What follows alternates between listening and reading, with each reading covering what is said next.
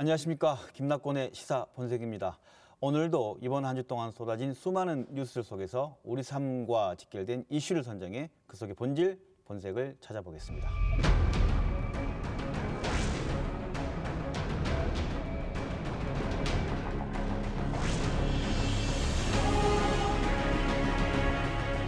국내 최초로 2045년까지 탄소 중립 에너지 자립도시 광주를 실현하기 위해 광주형 AI 그린 뉴딜 사업을 본격 추진합니다.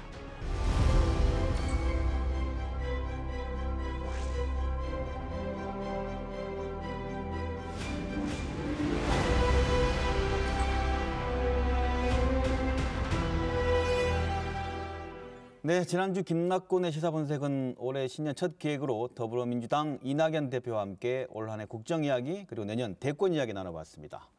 오늘은 신년 기획 두 번째 시간으로 2021년 광주시 정책을 짚어보려고 합니다. 최근 광주시는 2021년 광주시 정책의 화두로 광주형 3대 뉴딜을 발표했습니다. 이 가운데 핵심은 그린 뉴딜이 될 것으로 보입니다. 광주형 그린 뉴딜은 무엇이고 그리고 세계적 화두인 기후변화 문제에 광주시는 어떻게 대비하고 있는지, 그리고 이 문제를 선도적으로 나선 광주시의 대응에 시민들의 참여 없이 정책의 성공은 있을 수 없지 않을까 싶습니다. 각 분야 전문가들과 함께 새해 신년 두 번째 특별 기획 그린 뉴딜 이야기 시작해 봅니다. 네, 함께 이야기 나눌 분들을 소개하겠습니다. 먼저 광주과학기술원 김준하 교수 나오셨습니다. 안녕하십니까? 네, 반갑습니다. 그리고 광주 지역 에너지 전환 네트워크 정은진 운영위원장 나오셨습니다. 네, 반갑습니다. 광주시의회 그린 뉴딜 특위의 위원장을 맡고 계십니다. 김광란 위원장 나오셨습니다. 네, 안녕하세요. 반갑습니다. 광주시 인공지능산업국 송경종 국장 나오셨습니다. 네, 반갑습니다. 저희가 광주 MBC가 앞서 말씀드린 것처럼 신년 올해 우리 지역의 최대 화두를 그린 뉴딜, 기후변화와 그린 뉴딜 그리고 시민행동 이런 주제로 잡아봤습니다. 최근 그 한국판 뉴딜 중에서 그린 뉴딜이라는 용어를 시민들이 많이 접하게 됩니다. 김준하 교수님께서는 정부의 그 한국판 뉴딜 정책 설계에 참여하셨죠. 네. 그리고 문재인 정부의 탄소 중립과 그린 뉴딜 정책 등을 설계해 주셨는데 한번 이 문제에 대해서 설명 한번 해주시죠. 소개 한번 해주시죠. 네, 우리가 이제 그린 뉴딜을 얘기할 때 전 세계적으로 탄소 중립을 얘기합니다. 탄소 중립을 우리 문재인 대통령께서 지난해 10월 28일에 국회 시정연설로 시작을 하셨고, 네. 근데 많은 국민들이 탄소 중립이라고 얘기하는 부분에 이해가 잘 안 되실 겁니다. 우리가 이제까지 탄소 산업 중심 사회로 살았기 때문에 쉽게 말씀드리면은 발생하는 탄소량과 앞으로 우리가 없애려고 하는 탄소량이 같아지는 걸 탄소 중립이라고 합니다. 네. 예를 들어서 사회자님께서 작년에 휘발유 차를 구입을 하셨는데 네. 그린 뉴딜 정책이 딱 시작을 했다고 해서 올해 당장 팔 수는 없지 않습니까? 어렵죠. 네. 타고는 다녀야 되는데 타고 다니는 그 매체 자체가 탄소를 만들어냅니다. 그러면 이제 앞으로 우리는 이 만들어낸 탄소를 없애는 쪽으로 노력을 해야 되는데 그 방향 중에 하나가 우리 지붕에 태양광 패널을 설치를 한다든가 해서 발생하는 탄소를 100% 잡기는 힘드니까 없애는 탄소량을 늘리는 쪽의 정책을 제안을 하는 겁니다. 그래서 그게 바로 탄소 중립이고요. 네. 이 탄소 중립이 되면서 탄소 중립 사회를 가기 위해서 국가의 정책이 필요한데 그 정책 중에 하나가 그린 뉴딜 정책입니다. 그래서 그린 뉴딜 정책은 화석 에너지 중심이었던 탄소 중심이었던 사회를 재생에너지 중심 사회로 자연과 좀 더 친화적인 사회로 바꿔나가면서 그 과정 중에 기후변화를 대응하고 그 과정 중에 새로운 산업과 일자리를 만들어서 인류가 가지고 있는 현 사회의 불평등을 동시에 해소할 수 있으면 좋겠다라는 전략으로 시작을 합니다. 네.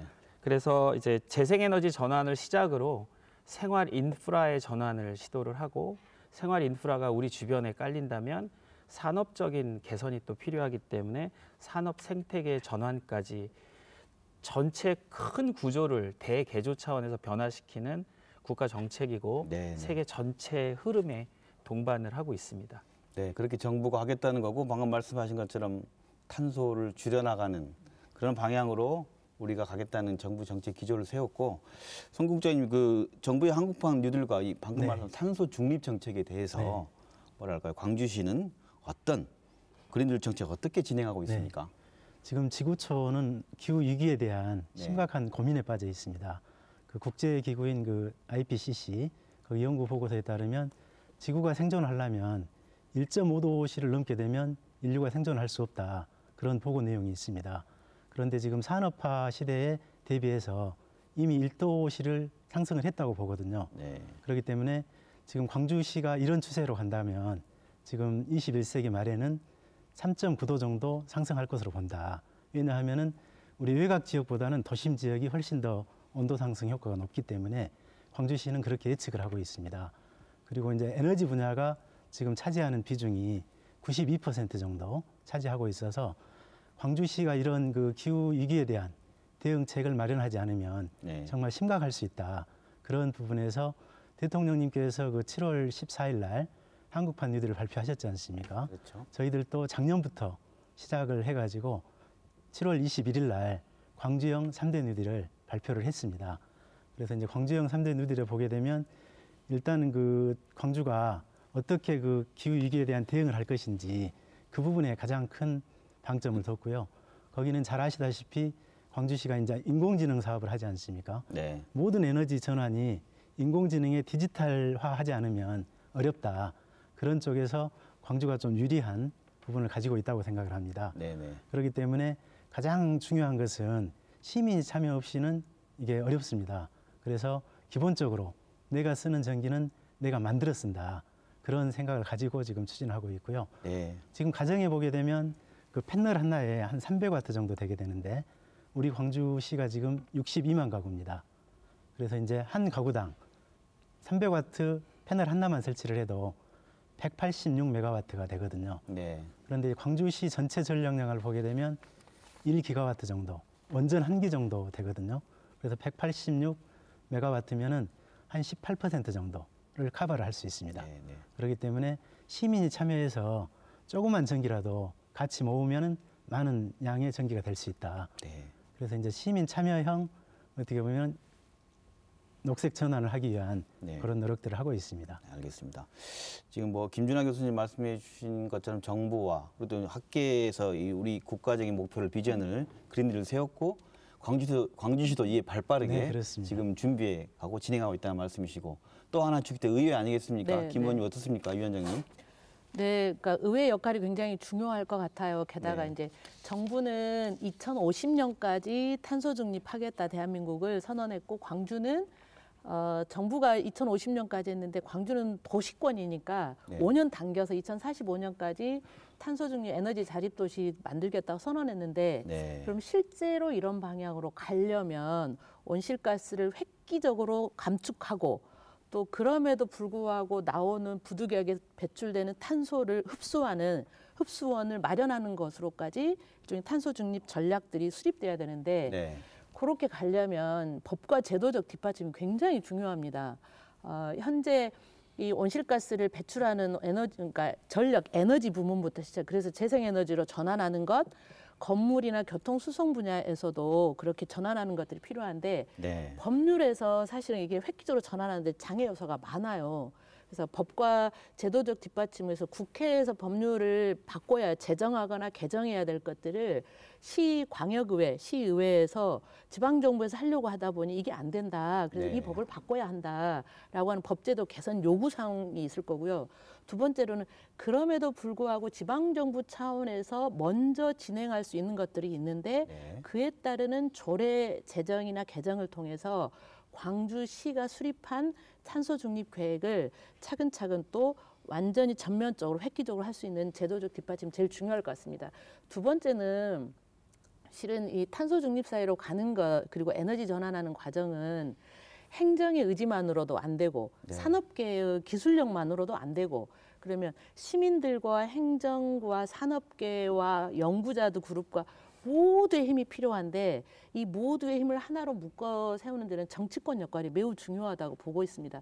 그 모두의 힘을 하나로 모으는 일종의 시줄 날줄 엮는 네. 매개자 역할을 의회가 해야 한다 이렇게 보고 있습니다. 네, 지금 뭐 우리 지역의 어떤 거버넌스 구조를 지금 뵙고 있는 느낌이 드는데요. 정부 그리고 시의회 또 하나 중에 시민사회인데 시민사회에서의 역할 뭐라 보시고 한 말씀 해주시죠. 오늘 이제 방금 학계와 행정 그리고 의회에서 말씀하셨던 것처럼 네, 시민사회와 함께 지난해 8월에 광주 에너지전환 거버넌스를 구축했는데요. 네, 그 광주형 그린 뉴딜에서 제시한 목표 실현에 가장 절대적으로 필요한 것이 에너지 전환일 텐데요. 네, 그 에너지 전환의 실효성을 높이기 위해서 만든 협의체가 광주 에너지 전환 거버넌스입니다. 광주에서는 지난 2019년에 시민이 참여하는 제5차 지역에너지 계획을 수립했는데요. 네. 그 이후에 광주 시민사회와 행정 그리고 시의회 그리고 기술력을 가진 전문가들이 수시로 만나서 기후위기 대응을 위한 의견들을 교환해 왔습니다.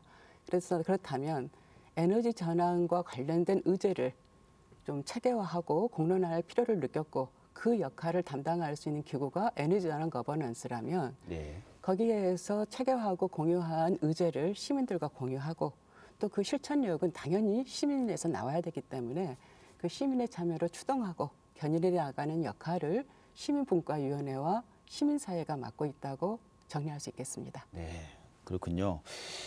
지금 모두 얘기 나왔던 것 중에 지금 그 광주시가 지금 발빠르게 대응하고 있고, 그리고 우리 시민단체 그리고 시의회 학계에서도 이렇게 준비하고 있는데 그중에 그 송경일 국장이 말씀하신 것 중에 인공지능과 접목한 AI 그린 뉴딜 추진이 참 중요하고 이렇게 잘 선택했다 이렇게 광주시가 이제 자랑을 했는데 김준하 교수님 보시기에 이런 광주 정책을 어떻게 평가하십니까?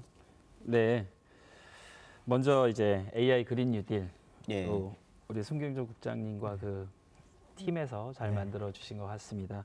근데 언뜻 보기에는 단어의 조합처럼 보여요. 네. 인공지능과 그린 뉴딜 둘 다 어려운 단어인데 이게 그렇죠. 합쳐져 있다라는 생각이 드는데 이걸 조금 다른 각도로 좀 설명을 해보면 네.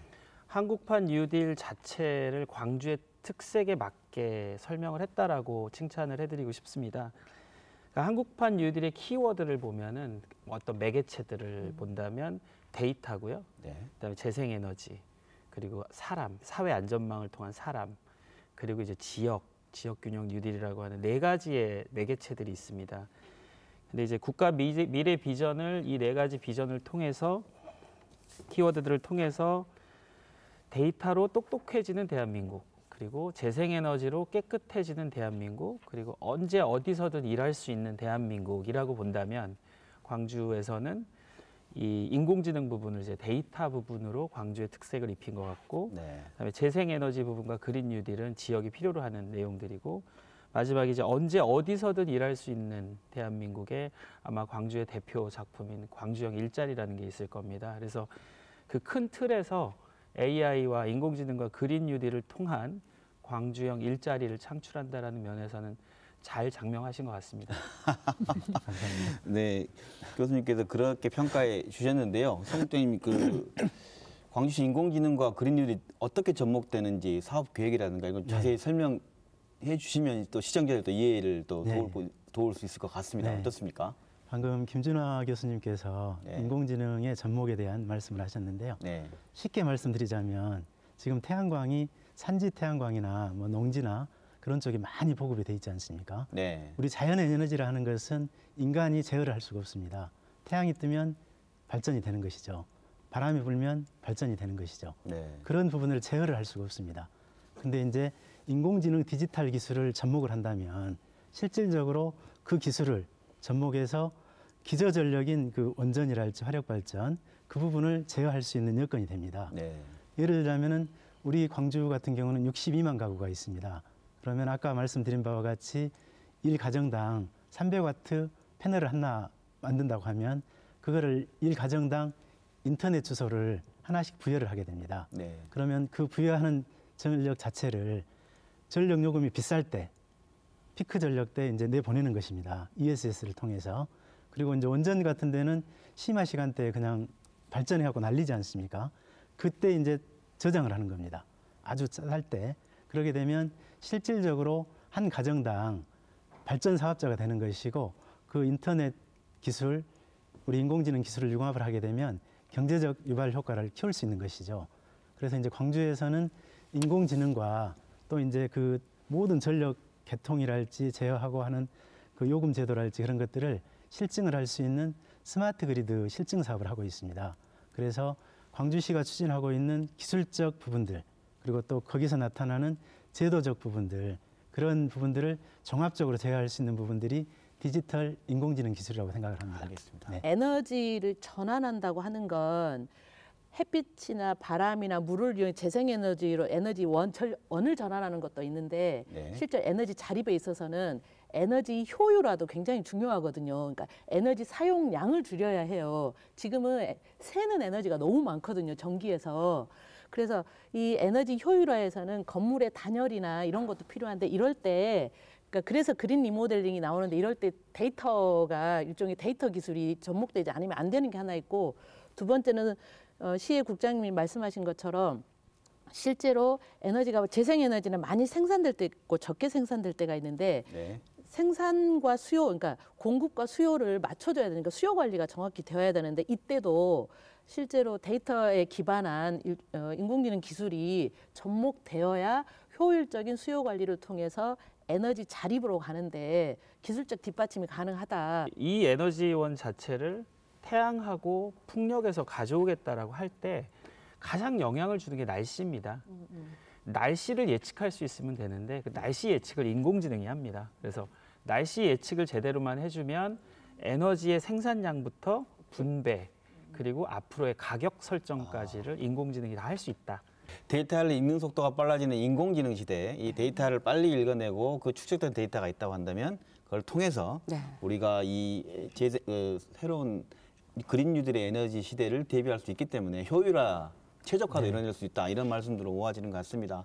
그중에 저희 또 듣기에도 우리가 2050년 정부가 탄소 중립 에너지 자립도시 선언을 얘기를 했어요. 네. 대통령이 그렇게 말씀하셨죠. 근데 광주시가 과감하게도 이보다 5년을 줄인 2045년 에너지 자립 도시를 선언을 했습니다. 그래서 항상 뭐 따라만 가보고 우리가 먼저 해본 적이 없는데 5년 앞선 얘기를 과연 될 건가 하는 얘기도 있어요. 그래서 김준하 교수님, 저희 궁금한 게 우리는 항상 이럴 때 해외 사례 물어보고 그러잖아요. 네. 이게 좀 체득화됐나요? 제가 이게 그런 자립적인 구도가 안 돼서 그런지 네. 다른 나라보다도 앞선 겁니까? 어떻습니까 이게? 광주가 선언한 2045년은 상당히 공격적인 제안이고 그 네. 공격적인 제안에 비해서 호남이 상당히 준비가 잘 돼 있습니다. 그러니까 전남과 전북의 자연 여건이나 최근 10년간 노력해왔던 재생에너지 전환 부분에 있어서 전국에서 가장 적합한 지역이 이 호남 지역이거든요. 네. 그래서 지금 2040, 2045 탄소중립 광주 뭐 이렇게 얘기를 하셨다면 호남 지역은 전라남도, 전라북도를 다 포함해서 광주까지 포함을 해서 2040도 가능하다라고 말씀을 드릴 수 있겠습니다. 10년도 앞선 네, 10년도 앞선 계획도 네, 네. 가능하다 이렇게 말씀드릴 수 있겠습니다. 전 세계 대부분의 나라 국가들이 2050 탄소 중립 목표를 설정을 했는데 광주시는 5년 앞당긴 거거든요. 네. 그야말로 글로벌 선도 목표를 제시한 건데 LA가 2045년 탄소 중립 그리고 스톡홀름이 5년 빨라서 2040년에 그 탄소 중립 목표를 설정했더라고요. 네. 그렇게 보더라도 광주시는 정말 글로벌 선도 목표를 제시했는데 그 2045년을 생각해 보면 올해 초등학교에 들어가는 8살짜리 어린아이가 45년이면 30대 청년이 돼 있을 때입니다. 네. 그러면은 25년 뒤에 이 8살짜리 어린아이가 생태적으로 건강하고 안전한 환경에서 살 수 있게 하려면 지금 우리가 뭘 해야 하는 거지? 촘촘하게 세부 계획을 세워서 그 실천을 해 가야 할 텐데요. 그 세부 계획을 보게 되면 2030년에 산업 RE100을 실현을 하고 35년에 광주 RE100을 선언한 데 이어서 45년까지 에너지 자립을 한다고 지금 설계가 돼 있거든요. 이거는 30년까지 산업계에서 쓰는 에너지를 재생 가능 에너지로 전환을 하고 35년에는 광주 시민이 쓰는 전력만큼은 재생 가능 에너지로 바꾸겠다는 생각입니다. 그 2035 광주 RE100에서 전남 지역에서 그 재생 가능 에너지원에서 45%의 전력량을 가져오는 것처럼 또 방금 김준하 교수께서 전남북 호남권을 말씀하셨던 것처럼 2045 에너지 자립도 대규모 해상 풍력을 보유하고 있는 전남권과 광주가 상호 협력 관계 속에서 상생할 수 있는 방안을 구축한다면 그 추진 방향을 열어놓고 좀 생각한다면 해결할 수 있지 않을까 하는 생각이 들고요. 네. 그럼에도 불구하고 네. 내 쓰전 내만 쓴. 내가 쓰는 내 쓰전 내만 쓴. 내가 쓰는 전기는 내가 네. 만들어 쓴다. 내 쓰전 내만 쓴. 네. 이게 광주형 그린 뉴딜의 핵심 고의인데요. 네. 이거는 145만 광주 시민이 한 사람당 1kW씩 햇빛 발전소를 갖게 된다면 충분히 실현 가능합니다. 네. 그래서 이제 아파트 베란다마다 미니 태양광을 올리고 우리 시민들이 햇빛 발전 협동조합에 가입해서 곳곳에 광주시가 곳곳에 햇빛 발전소를 세운다면 광주는 이름 그대로 빛고울 그 자체가 되지 않을까 생각을 하고 있고요. 네. 또 우리 김광남 의원께서 말씀하셨던 것처럼 절전도 발전이라는 점 이것을 생각한다면 에너지 효율을 끌어올리면서 지금 현재 에너지를 과소비하고 있는 총체적인 삶의 방식을 바꿔나간다면 지금 8살짜리 유선연기를 보내는 미래 세대에게 정말 살맛 나는 광주를 물려줄 수 있지 않을까? 네. 저는 그렇게 믿고 있습니다. 알겠습니다. 여기서 아까 말씀한 알리백은 그 재생에너지가 100%로 쓰게 되는 상황을 말씀하시는 거죠? 네. 지금 이제 그 2045년 우리 광주시 목표에 대한 얘기를 한 말씀 자유롭게 듣고 있는데 두 분 얘기 또 듣고 진행 이어가도록 하겠습니다. 네, 2045년까지 그러니까 에너지도 자립하고 탄소 중립 사회도 만들겠다고 했는데 탄소 중립으로 가는 이 목표는 에너지원 이외에 온실가스 배출하는 것들을 감축하는 부분하고 그럼에도 불구하고 배출되는 온실가스를 흡수하는 흡수원을 늘려가는 게 필요하거든요. 녹지를 늘려가는 것부터 시작해서 네. 이런 노력도 광주시가 좀 촘촘하게 세우면 2045년 에너지 자립 탄소 중립이라고 하는 이 목표는 실현 가능하고 쉽지 않은 일이지만 네. 그런데 반드시 이 목표는 실현해야 한다고 하는 사명감으로 사실 이 자리에 앉아 있는 것도 있는 것 같아요. 알겠습니다. 네. 2035년도에는 우리 광주가 네. 광주라는 145만 도시에 살고 있는 시민들의 공급되는 에너지를 재생에너지. 재생에너지 100%. 그래서 그 주요 공급원이 전라남도가 될 거니까 시도 상생 협력이 또 필요한 중요한 핵심 과제다 말씀하신 것 같고 그래서 2045년에 완결을 짓겠다 이런 거 그렇게 이해하면 되겠습니까? 네. 네, 그러신다면 그거에 대해서 좀 얘기를 좀 더 기업 얘기하셨으니까 정말 에너지 전환하려면 기업들의 참여를 이끌어내야 할 텐데 2030년까지 이게 가능할 건지에 대한 얘기 뭐 해주시면 어떨까 싶고 혹시나 해외에서는 어떻게 하고 있는 사례도 얘기해도 좋고 이 문제로 한 말씀 해주시죠. 아리백이라는 단어도 이제 사용하게 된 지 얼마 안 됐습니다. 이제 이 가능성에 대한 테스트들을 인류 역사상 처음으로 한다라고 제가 말씀을 드렸고 자연으로부터 오는 에너지가 화석으로부터 오는 에너지와의 차이점이 어떻게 나타나는지도 최근 10년 동안에 어찌 보면 리빙랩 스타일의 전 세계의 실험입니다. 실험인데 처음으로 이제 대기업들이 도전을 하는데 2017년에 구글, 2018년에 애플. 그래서 구글 같은 경우는 데이터로 먹고 사는 회사인데 구글에서 가장 전기를 많이 사용하는 게 데이터 센터입니다. 광주에 이제 우리나라 최고성능의 데이터 센터가 들어오게 되는데 네. 그것 역시 아마 광주 플랜도 데이터 센터에 들어오는 에너지는 재생에너지를 할 것이다라고 네. 생각하고 있습니다. 네. 구글이 벌어들이는 돈을 생각을 하신다면 그곳에 들어가는 데이터 센터의 운영비가 70%가 넘어가는데 그 모든 에너지를 2017년에 재생에너지로 성공을 했고요. 네. 애플 같은 경우는 여러 가지 이 제조업들이 많이 있는데 휴대폰 같은 경우도 있고 여러 가지 가전제품들도 있는데 하청업자들한테 들어오는 모든 부품까지도 하청업자들한테 100% 재생에너지로 만들지 않으면 구입을 할 때 불이익을 주겠다라고 해서 애플로 들어오는 대부분의 부품까지도 100% 재생에너지라고 보시면 네. 애플도 역시 2018년에 해외에서 재생에너지 R이 100%로 성공한 대기업 중에 하나입니다. 쉽겠냐라고 광주시가 기업에 대해서 그런 얘기를 당연히 시청자들 할 것 같아요. 기업이 따라줄 수 있을까? 가능할까? 2030년까지. 네, 지금 알리백 하게 되면 네. 지난 12월 달에 정부가 5차 신재생에너지 개발 보급계획 기본계획을 확정을 했습니다. 거기에 보게 되면 알리백에 대한 제도적 장치 마련, 그리고 범위, 그리고 지원에 대한 정책 마련, 그 부분을 1월 중에 수립할 수 있도록 그렇게 돼 있습니다. 그렇기 때문에 광주시에서도 지금 58개 에너지 다소비 기업이 있는데 그 기업들에게 무작정 알리백을 달성을 하자. 그 이야기만 해서는 도저히 맥히지 않는다는 얘기죠. 네. 그래서 이제 어떻게 하면은 인센티브를 줄 것인지 그 부분을 현재 고민을 하고 있고 그 기업들하고 세부적으로 계획을 수립을 해서 정부에다가도 그런 내용들을 건의를 하면서 가급적이면 기업들이 피해를 보지 않고 재생에너지로 사용을 할 수 있도록 그런 제도적인 장치를 마련할 그런 계획입니다. 현재는 뭐 규제나 어떤 제재가 아니라 인센티브 정책이네 하지 않아도 되는 수도 있는 정책이 네, 그렇습니다. 있네요. 네. 그 덧붙이면 네.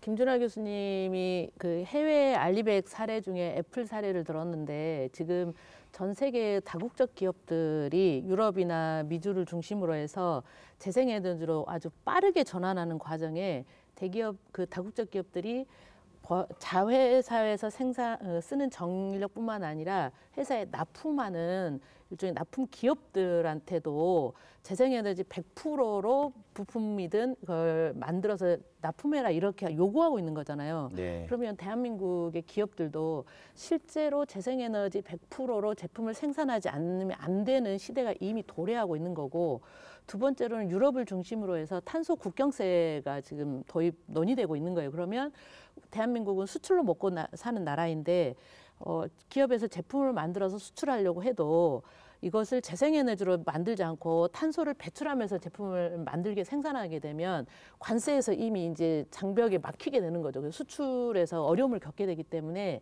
기업들에게 이런 정보를 적극적으로 공유해주고 실제로 기업들이 먼저 선도적으로 재생에너지로 알리백으로 하지 않으면 안 되는 이런 사회적 분위기를 함께 제공하면서 인센티브 제도가 같이 병행돼야 할 것 같아요. 네. 국장님, 우리 ESS 중소벤처기업부로부터 이 박영선 장관이 여기 와서 또 얘기했는데 광주시가 ESS 발전에 대한 규제 자유 특구로 지정됐다. 네. 하면서 그럼 우리 주변에 지금 이런 그 변화와 관련해 실제 일어나는 일들 좀 얘기해 줘야 네. 시청자가 이해할 텐데 이게 무슨 의미고 그건 어떤 가치가 있는 겁니까? 네.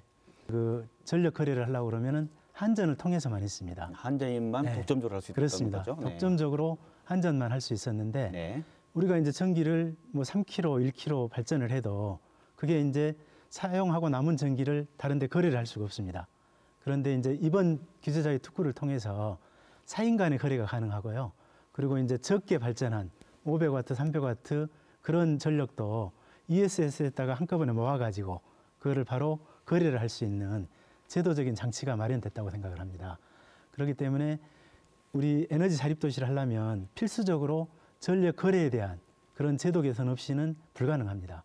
그래서 광주시에서 처음 그 모델을 규제 자유 특구를 통해서 했다는 것에 상징적 의미가 있고요. 네. 그게 성공을 하게 되면 내년부터는 이제 법제화를 좀 해가지고 한전에 바로 전력 거래가 될 수 있는 그런 시스템이 마련되게 됩니다. 그래서 소규모 300W부터 대규모 메가와트 단위까지도 4인 간의 거래가 될 수 있는 그런 시스템을 만들었다는 것이 굉장히 상징성 있는 그런 제도라고 볼 수 이게 있습니다. 광주 외에는 다른 데서는 이런 규제가 있기 때문에 안 되는 거죠? 네, 그렇습니다. 광주에서만 이루어진다는 하는 거죠? 네. 규제자의 특구니까. 네. 이게 첨언을 좀 하자면 네네. 그러니까 일단 에너지 저장 장치에 대한 이해가 필요한데요. ESS. 네. 네, ESS라고 하는 에너지 저장 장치는 재생에너지가 태양광이나 바람이 셀 때는 아주 좋은 효율이 나오는데 그렇지 않을 때는 또 발전을 못하는 상황이 벌어지지 않습니까? 근데 그 전기를 모아야 할 필요가 있을 때 배터리처럼 쓰는 겁니다. 들고 다니면서. 그런데 이 전력 거래 자체에 대한 모든 소유권은 국가가 가지고 있고 한전이 대행을 하고 있습니다. 근데 규제자유 특구에서 광주가 대한민국 최초로 전기를 파는 곳이 됐습니다.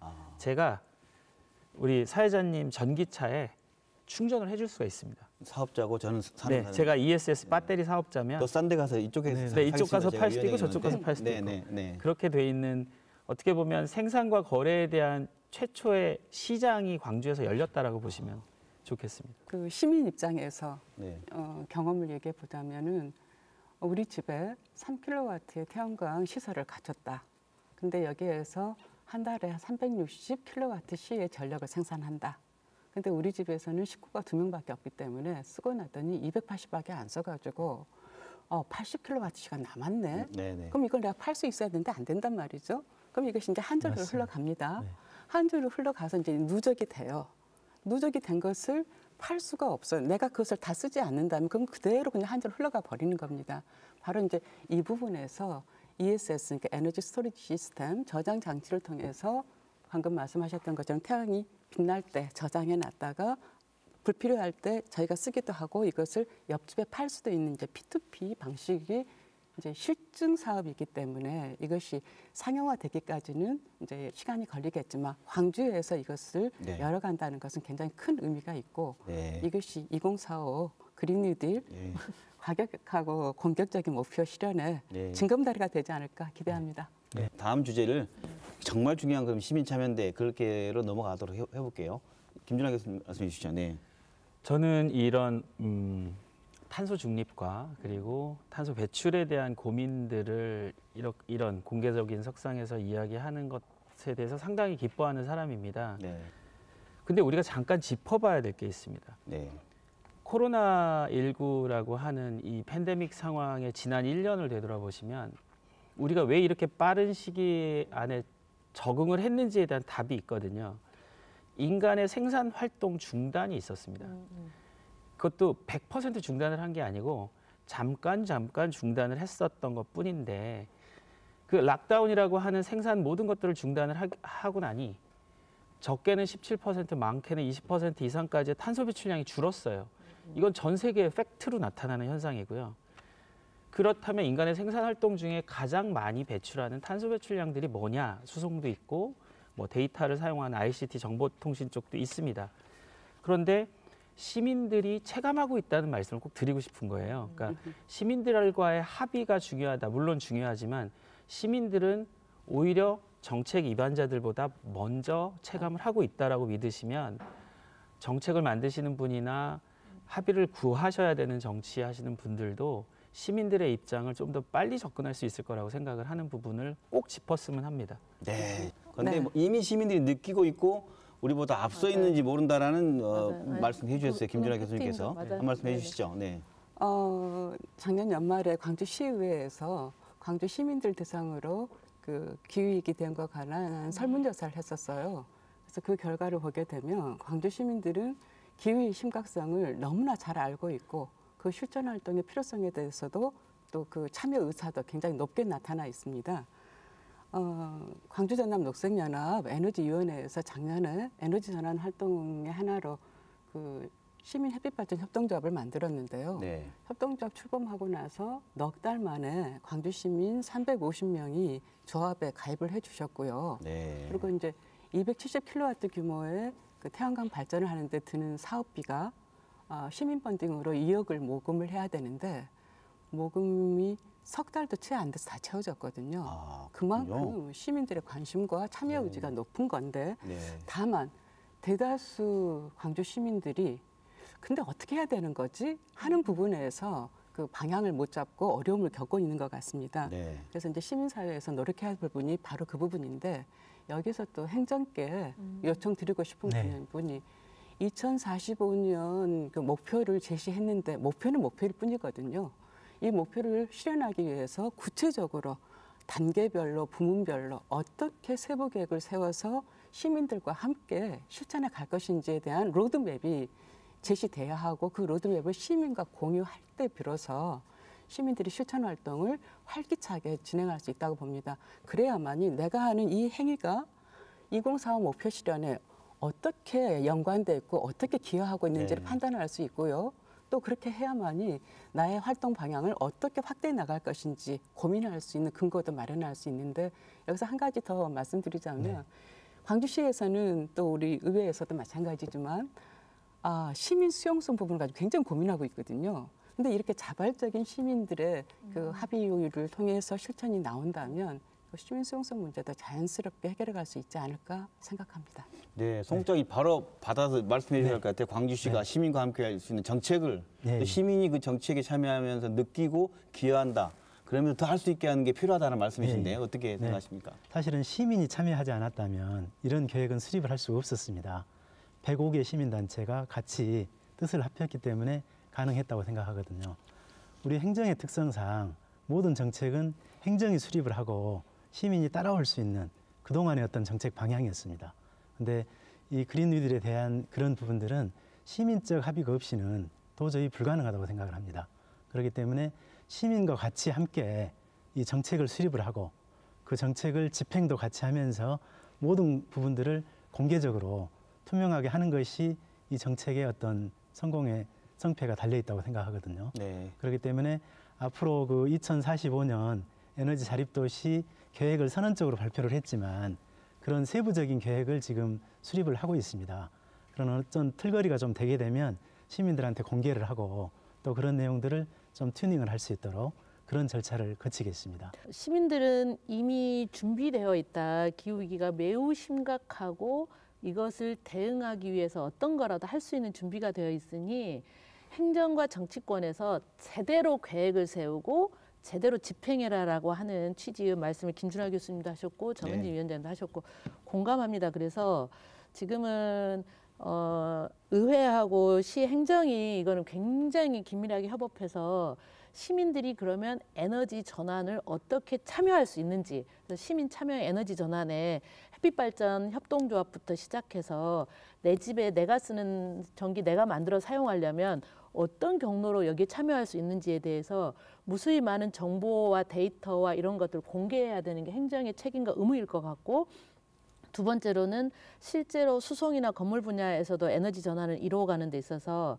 시민들이 여기에 참여하면 실제로 어떤 효과가 있고 어떻게 사회가 도시가 바뀌는지에 대해서도 시민들한테 설명할 수 있어야 할 것 같아요. 네. 근데 이런 것들이 아직은 아쉽게도 의회도 조금 부족하고 제도적 뒷받침도 약간 부족하고 행정에서도 작년에 종합계획 목표는 내놓았지만 이 과정 경로에서는 부족함이 있는 것 같아요. 그래서 올해 21년, 네. 21년 그린 뉴딜 원년이라고 표방한 올해에 그런 구체적인 경로와 과제 실천 방법들을 시민들에게 내놓고 시민 여러분 함께 합시다 할 수 있는 정도를 만드는 게 올해 핵심일 것 같습니다.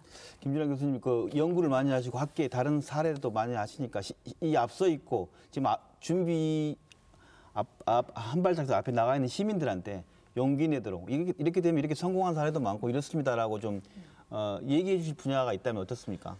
우리나라에도 좋은 사례가 많이 있었습니다. 네. 우리나라에는 뭐 정권이 다르다고 해서 칭찬을 해줄 건 해야 되는데 새마을 운동, 네. 우리나라의 대표적인 한강의 기적, 대표적인 우리나라를 살린 사업들이잖아요. 지금 이 그린 뉴딜과 에너지 전환 정책은 에너지 전환 새마을 운동입니다. 그래서 풀뿌리부터 참여하는 시민 한 분 한 분부터 새마을 운동이라고 생각을 하고 정말 새마을이 만들어집니다. 앞으로의 20년인데요. 20년 동안에 지난한 세월이 될 수도 있겠지만 또 액티브하게만 간다면 지난하지 않은 즐거운 세상이 될 수도 있는 그 새마을을 만들기 위한 에너지 전환 새마을 운동이라면 시민들의 참여가 더 빨리 그리고 절실하게 다가올 것 같습니다. 네.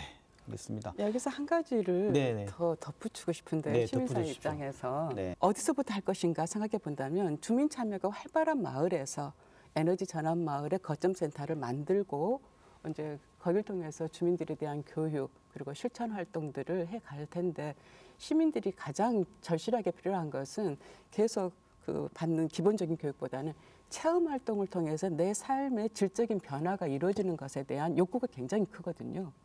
그리고 에너지 이 탄소 중립 그린 뉴딜이라고 하는 것이 에너지 전환만으로는 이루어질 수가 없는 거죠. 에너지 과세 비용의 기존의 그 생활 방식을 총체적으로 바꾸지 않는 한 실현할 수 없다는 점을 시민들과 끊임없이 공유하고 또 끊임없이 그와 같은 맥락에서 실천 활동 넓혀가는 게 저희 시민사회 역할이라고 생각을 합니다. 또 다른 빅골을 하나 작은 빅골들 만들어 가보는 실제 모델들을 통해서 시민들의 참여를 더 넓혀 나가자 그런 말씀이 가슴에 와닿는 얘기네요. 실제 내 삶에 네. 또 일자리 창출이라든가 우리가 가는 목표가 뭔가 미래지향적인 또 다른 것도 얻어낼 수 있는 거다라는 것들이 좀 확신이 있어야만 더 추진력을 갖지 않을까 생각되는데요. 광주시는 이게 어떤 경제 효과가 있다고 보는지 아니면 각자 모두에게 이런 경제 효과가 있습니다라고 한 말씀 해주셔도 좋고요. 네. 이 단락을 시작하도록 하겠습니다. 우리 그린 뉴딜을 추진하면서 네. 경제적 유발 효과 그리고 뭐 인력에 대한 취업의 어떤 유발 효과 그런 것들을 지금 설정하기가 네. 상당히 좀 어려움이 있다 하는 것들을 먼저 말씀을 드립니다. 네. 왜냐하면은 지금 그린 뉴딜로 일단 전환을 하려고 그러면 거기서 발생되는 그 다양한 직업군이 생기게 됩니다. 첫 번째는 이 시스템을 개발할 수 있는 업체로서는 개발에 대한 그 수요가 있을 거고 또 이제 태양광을 관리하거나 운영하거나 그런 쪽에 모든 잡이 생기게 됩니다.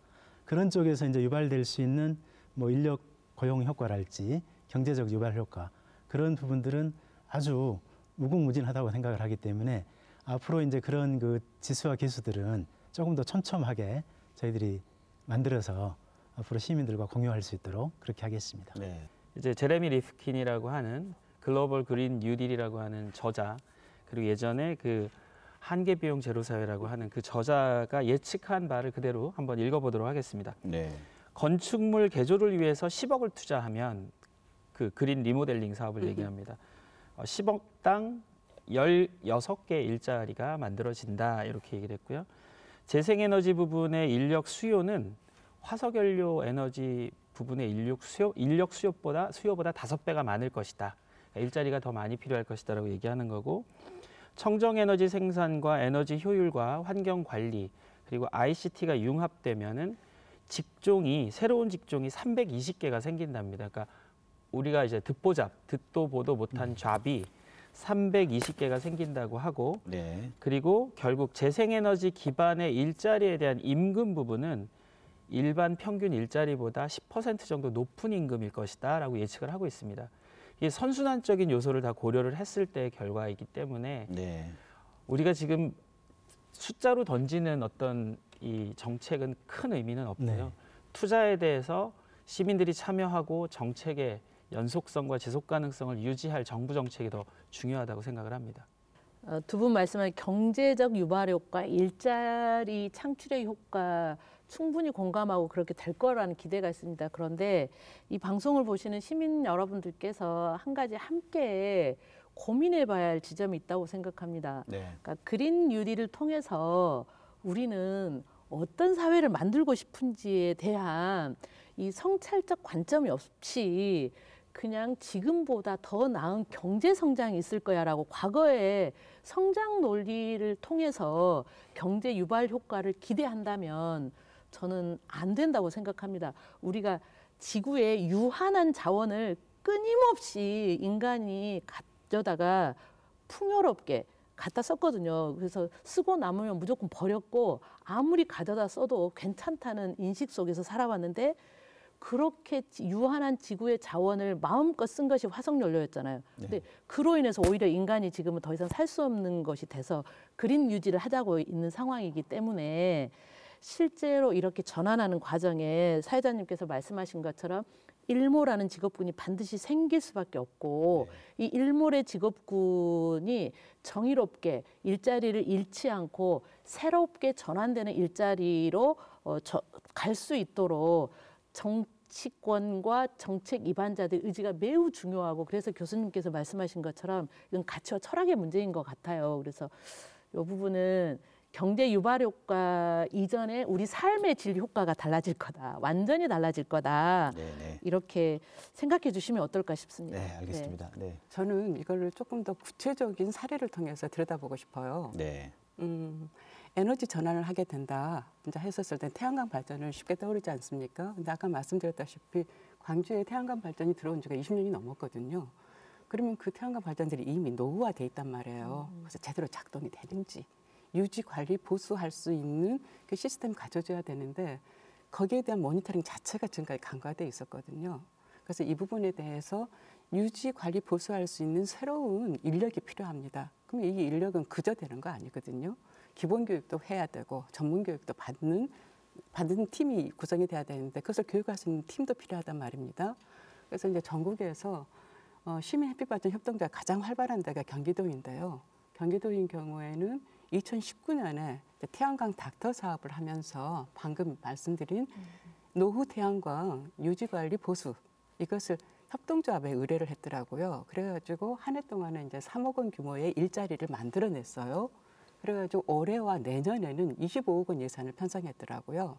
그렇게 해서 이 새로운 일자리에 25억 원을 과감하게 투여하겠다 하는 얘기가 있었고, 이제 아까 그 제레미 리프킨 얘기에서도 그린 리모델링 얘기가 나왔었는데, 또 그 주민 활동에 또 가장 모범적인 사례가 서울에 있는 성대골 마을인데, 네. 성대골 마을 경우에는 그 마을 주민들이 기술력을 서로 교환하면서 새로운 그 리빙랩을 통해서 새로운 기술을 익혀가는 협동조합을 만들었어요. 네네. 그래서 그들이 바로 그린 리모델링을 직접 할 수 있는 팀을 만들었거든요. 이렇게 시민들이 실제로 이 탄소 중립과 에너지 전환으로 가면서 새로운 분야가 계속 개발되면서 새로운 일자리는 계속 만들어질 텐데, 아까 말씀 나왔던 것처럼 우리가 살려고 하는 2050년의 세상은 과연 어떤 모습일까? 그림을 그려보면서 함께 조율해 간다면 충분히 네. 그 수혜도 우리가 확대해 갈 수 있을 거라 기대합니다. 네.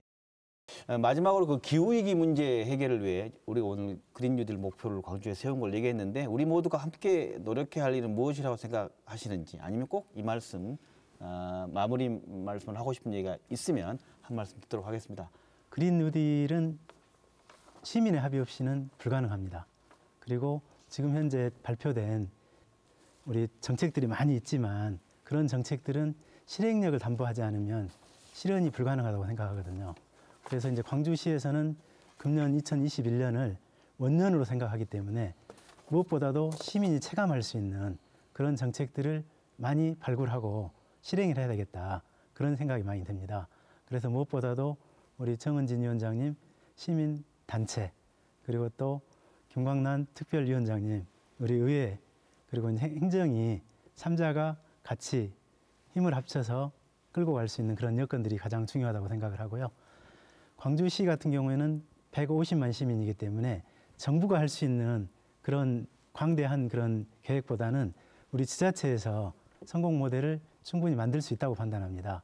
그렇기 때문에 광주에서 시작한 2045년 탄소 중립 에너지 자립 도시, 반드시 성공 모델을 만들어서 전국에 좀 확산할 수 있는 그런 정책으로 최선을 다하겠습니다. 기후 위기가 매우 심각하다고 느끼고 있는 시민 여러분들께서 실제로 2021년도 정말 심각하다고 느끼는 만큼, 그러면 이것을 어떻게 극복해야 돼? 라고 생각하면 멀리 있지 않은 것 같아요. 뭐 설문조사에서도 쓰레기를 함부로 버리지 않겠다, 그리고 이것이 다시 사용할 수 있는 것인지 한 번 더 살피겠다 라고 대답해 주신 시민들도 되게 많고, 또 에너지를, 태양광 에너지에 어떻게 참여해야 돼? 라고 묻는 시민들이 많은데요. 그렇게 내가 직접 할 수 있는 것부터 한 가지씩이라도 찾아서 올해 2021년도에는 1kW 태양광 발전에 참여하는 것, 아니면 한 번 더 물건을 재활용해 보는 것, 또 자동차 대신에 한 달에 한 번은 걷거나 자전거를 이용해 보는 것, 이런 것들 구체적으로 실천할 수 있는 목표 한 가지씩을 한번 해서 우리가 기후위기에 대응하는 140만 광주 시민의 전면적인 행동전 하나를 해보면 어떨까 싶고요. 그런 과정에 의회가 해야 할 제도적 뒷받침, 또 함께 협력해야 될 일들에 앞장서겠다는 다짐을 함께 드립니다. 네. 동시대인이 우리와, 그리고 이제 미래 세대가 모두 안전하게 살아갈 삶의 터전을 가꾸는 것이 우리 모두의 소망이라면, 좀 진부하긴 하지만 이제 지구적으로 생각하면서 그 마을 단위에서 실천력을 결집해가는 노력을 모아가는 것이, 전방위적으로 모아가는 것이 우리의 과제일 텐데요. 그런 점에서 우리 김광란 의원께서 우리 145만 광주 시민들이 한 가지씩이라도 실천하면서 이것을 결집해 나가자라고 말씀하셨는데, 저는 이 말씀 드리고 싶어요. 시민사회에서도 계속 노력을 하면서 실천력을 이제 확보해 갈 텐데, 원 뉴욕시티 2050 그렇게 해서 이제 뉴욕에서 마련한 그린 뉴딜 그 시민들과 함께하는 계획을 살펴봤더니 거기에서는 이 휴대용 핸디북으로 시민들이 모두 다 참여할 수 있는 과제가 선정이 돼 있고 이것이 개개인들의 활동이 어떻게 목표 실현에 기여하게 되는지 정량적인 분석까지 가능할 수 있게 돼 있더라고요. 그래서 이제 우리 김 의원께서 말씀하셨던 것처럼 한 가지씩 실천 활동 찾아가는 것도 정말 중요하지만 목표를 위해서 구체적인 활동들이 어떻게 기여하는지를 판단하고 또 그렇게 하면서 활동력을 넓혀갈 수 있도록 데이터를 제시해 주는 것이 정말 절실하다고 생각합니다. 네, 저희 부모님들은 화석연료 베이스로 산업을 이끌어서 지난 50년, 70년 동안 우리가 먹고 살 수 있는 이 세상을 만들었다면 이제 우리는 우리 후속 세대들을 위해서 화석연료가 아닌 재생에너지의 산업들을 만들어내야 되는데 오늘 우리가 한 가지 잊고 있었던 부분 중에 하나는 우리 부모 세대들이 만들어 놓은, 부모님 세대들이 만들어 놓은 그 산업들의 좌초성이에요.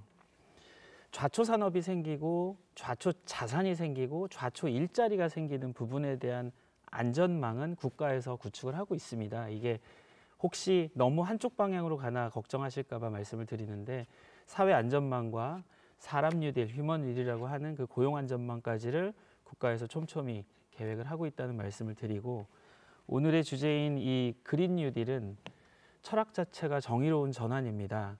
정의로운 전환은 세 가지인데요. 하나는 깨끗한 에너지, 재생에너지로 만들어야 된다는 거고 두 번째는 좌초 일자리에 대한 안전망 확보를 하면서 가라는 거예요.